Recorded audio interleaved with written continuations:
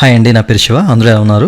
ఇవాళ వీడియోలో ఈపీఎఫ్ ఖాతాదారులకి మరొక ఇంపార్టెంట్ విషయాన్ని నేను చెప్పబోతాను. వీడియోలోకి వెళ్ళే ముందు ఇలాంటి విషయాలు మీరు మరింత తెలుసుకునే కింద సబ్స్క్రైబ్ బటన్ ఉంది, దాన్ని ట్యాప్ చేసి మన ఛానల్ సబ్స్క్రైబ్ చేసి పక్కనే ఉన్న బెల్ బటన్ని యాక్టివేట్ చేయండి. అండ్ అంతేకాకుండా లైక్ చేసి మన ఛానల్ని సపోర్ట్ చేయండి. ఇక టాపిక్లోకి వెళ్ళే ముందు చాలామంది ఏంటంటే వీడియో చూసి వెళ్ళిపోతున్నారంటే లైక్ చేయకుండా.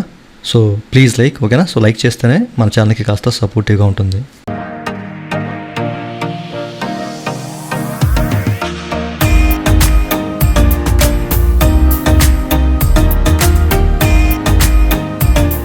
ఇక టాపిక్లోకి వెళ్ళే ముందు ఈపీఎఫ్ సంబంధించిన ఎట్లాంటి క్వరీ అండ్ మీకు ఎట్లాంటి సర్వీస్ కావాలన్నా పెయిడ్ సర్వీసులు ఉన్నాయి, నన్ను అయితే కాంటాక్ట్ అవ్వచ్చు. సో నా వాట్సాప్ నెంబరు వీడియో కింద మీకు డిస్క్రిప్షన్లో ప్రొవైడ్ చేస్తాను. సో వాట్సాప్ ద్వారా మాత్రమే నన్ను అయితే మీరు కాంటాక్ట్ అవ్వచ్చు. అయితే ఈ వీడియోలో పెన్షన్ అమౌంట్ గురించి అండి. చాలామంది ఈ రోజుల్లో ఏంటంటే ఫైనల్ సెటిల్మెంట్ చేస్తున్నారు 19 10C ద్వారా, ఓకేనా?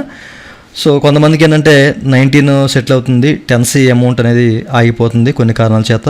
అట్లాగే కొంతమందికి ఏంటంటే 19 10C రెండు సెటిల్ అవుతాయి, బట్ సమ్ అమౌంట్ అనేది ఉండిపోతుంది ఐడిలో.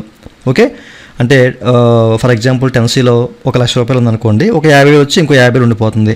సో ఇట్లా కంప్లైంట్స్ అయితే ఉన్నాయి ప్రస్తుతానికి, అయితే ఇట్లా జరుగుతుంది చాలామందికి, ఓకేనా? సో క్లైమ్స్ అనేవి జాగ్రత్తగా చూసి 1-2 సార్లు వెరిఫై చేసుకుని మీరు సబ్మిట్ చేయండి, లేకపోతే మీరు ఇబ్బంది పడతారన్నమాట. ఒకవేళ ఇన్ కేసు అమౌంట్ ఉండిపోతే కనుక ఏం చేయాలి అనేది మీకు ఈరోజు చెప్తాను. ఓకే, అయితే పాస్బుక్ అయితే ఓపెన్ చేసి చూపిస్తున్నాను మీకు ఇక్కడ. ఓకే, సో ఇక్కడ మనకేంటంటే చివరిది పెన్షన్ కాంట్రిబ్యూషన్, పెన్షన్ షేర్ అనేది ఇట్లా మనకి చూపిస్తూ ఉంటుంది కదా, సమ్ అమౌంట్ అనేది. మీరు ఫైనల్ సెటిల్మెంట్ చేసినా కానివ్వండి, ఒకవేళ ఇక్కడ అమౌంట్ షో చేస్తుంది. కొంతమందికి ఏంటంటే ఫైనల్ సెటిల్మెంట్ చేస్తారు 19 10C ద్వారా ఫైనల్ సెటిల్మెంట్ చేస్తారు, వాళ్ళ సంబంధించిన డబ్బు ఎంతైతే ఉందో అంతా వచ్చేస్తుంది. బట్ పెన్షన్ షేర్లో ఇంకా అమౌంట్ అట్లానే షో చేస్తుంది.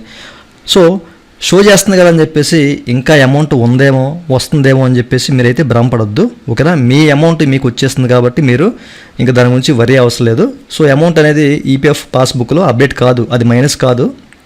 కొన్ని సందర్భాల్లో అది లేట్గా అప్డేట్ అవుతుంది, అది రోజుల్లో పట్టొచ్చు, నెలలో పట్టొచ్చు. బట్ మీ అమౌంట్ మీకు వచ్చేస్తే మీరు ఇంకా దాని గురించి ఆలోచించొద్దు. ఓకే, ఇన్ కేసు మీరు ఫైనల్ సెటిల్మెంట్ చేశారు 10C ద్వారా, బట్ సమ్ అమౌంటే వచ్చింది అంటే ఒకసారి చెక్ చేసుకోండి. ఇప్పుడు ఎక్కువ ఇష్యూ ఎక్కడ వస్తుందంటే కనుక ఒక వ్యక్తికి 2 లేక 3 ఐడీస్ ఉంటాయండి.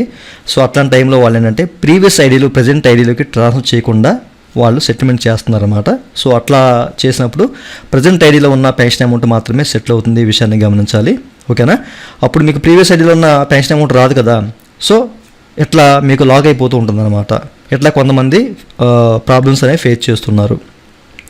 సో ముఖ్యంగా ప్రీవియస్ టు ప్రజెంట్ ఐడీలు ట్రాన్స్ఫర్ చేసినా కానివ్వండి, చేసాము అంతా క్లియర్గా ఉంది. సో మేము ఫైనల్ సెటిల్మెంట్ చేసాము 19 10C ద్వారా, 19 ఓకే అమౌంట్ అయితే వచ్చేసింది, బట్ 10C అమౌంట్ అనేది ఇంకా ఆగిపోయిందని చెప్పేసి కొంతమంది ఇట్లా అడుగుతూ ఉంటారు అనమాట. అట్లాగే కొంతమంది జరిగిందండి.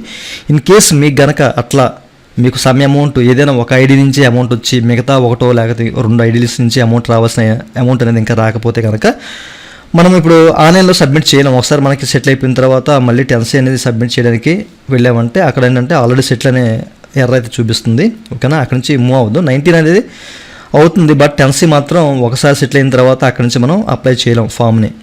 ఓకే, అయితే మీరు ఏం చేస్తారు, ఒకవేళ ఉండిపోతే కనుక అమౌంట్ అనేది మీరు ఆఫ్లైన్ ద్వారా వెళ్ళండి. ఏదైతే ప్రజెంట్ కంపెనీ అంటే లాస్ట్ కంపెనీ ఏదైతే ఉందో, అంటే ప్రీవియస్ ఐడీలు ప్రజెంట్ ఐడీలు ట్రాన్స్ఫర్ చేశారు కాబట్టి లాస్ట్ ఐడీ సంబంధించిన ఎంప్లాయర్ని కాంటాక్ట్ అవి.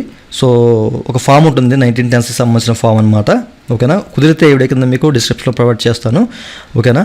సో ఆ ఫామ్ మీరు ఫిల్ చేసి అక్కడ ప్రజెంట్ ఎంప్లాయర్ అంటే లాస్ట్ ఎంప్లాయర్ ఎవరైతే ఉన్నారో వాళ్ళ సైన్లు స్టాంపులు వేయించుకొని మీకు సంబంధించిన Aadhaar, bank passbook and PAN, so వీటి మీద అటెస్టెడ్ చేయించుకొని మీరు పిఎఫ్ ఆఫీసులో సబ్మిట్ చేయండి. ఒకవేళ మీకు పిఎఫ్ అధికారులు అడిగితే కనుక ఇట్లా అమౌంట్ అనేది స్టక్ అయిపోయింది, మీరు అంతా కూడా సెటిల్ చేయలేదు, సమ్ అమౌంట్ మాత్రమే సెటిల్ చేశారు, బట్ నేను ప్రీవియస్ టు ప్రజెంట్ ఐడీస్ అన్ని కూడా ట్రాన్స్ఫర్ చేసినా కానీ మీరు నాకు పూర్తిగా అమౌంట్ సెటిల్ చేయలేదు, అందుకే నేను ఆఫ్లైన్ ద్వారా వచ్చాను అని చెప్పేసి చెప్పండి. వాళ్ళు చెక్ చేసి ఫామ్ తీసుకొని మీకు అక్నాలెడ్జ్‌మెంట్ స్లిప్ ఇస్తారు.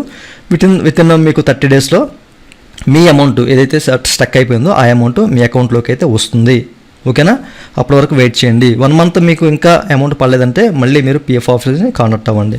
ఓకే, ఇంకా అదే మనకి చేయాల్సింది, ఇంకా మనం ఇంకేం చేయలేము. ఓకేనా, ఇట్లా స్టక్ అయిపోతే అయితే మీరు ఫైనల్ సెటిల్మెంట్ చేసేటప్పుడు 1-2 సార్లు ఆలోచించండి. చాలా అకౌంట్స్ ఏంటంటే ప్రీవియస్ ఐడీలో ప్రజెంట్ ఐడీలో ట్రాన్స్ఫర్ చేయకుండా చేస్తున్నారు. కొంతమంది ఓవర్లాప్ ఇస్తున్న ఐడీస్ కూడా ట్రాన్స్ఫర్ చేస్తున్నారు అనమాట. ఓవర్లాప్ ఇస్తున్న ఐడీస్ కొన్ని సందర్భాల్లో 19 సెటిల్ అయిపోతుందండి, బట్ 10C అనేది సెటిల్ అవ్వదు అనమాట ఓవర్లాప్ ఇష్యూ వల్ల. ఓకేనా, ఇది 10% మెంబర్స్కి ఇది జరుగుతూ ఉంటుంది. ఓకేనా, ఇన్ కేస్ మీరు అట్లా ట్రాన్స్ఫర్ చేసినా కాదండి 19 అనేది 10% మెంబర్స్ మాత్రం సెటిల్ అయ్యే ఛాన్స్ అయితే ఉంది, బట్ 10C మాత్రం సెటిల్ అయ్యే ఛాన్సే లేదు ఓవర్లాప్ ఇష్యూ వస్తే. ఓకేనా, సో ఈ విషయాన్ని మీరు గమనించాలి. సో ఎక్కువ చాలామందికి ఏంటంటే ఇప్పుడు అట్ ప్రజెంట్ ఫైన్ సెటిల్మెంట్ చేస్తున్నప్పుడు ఏంటంటే పెన్షన్ అమౌంట్ ఆగిపోవడం జరుగుతుందన్నమాట, సమ్ అమౌంట్ అనేది.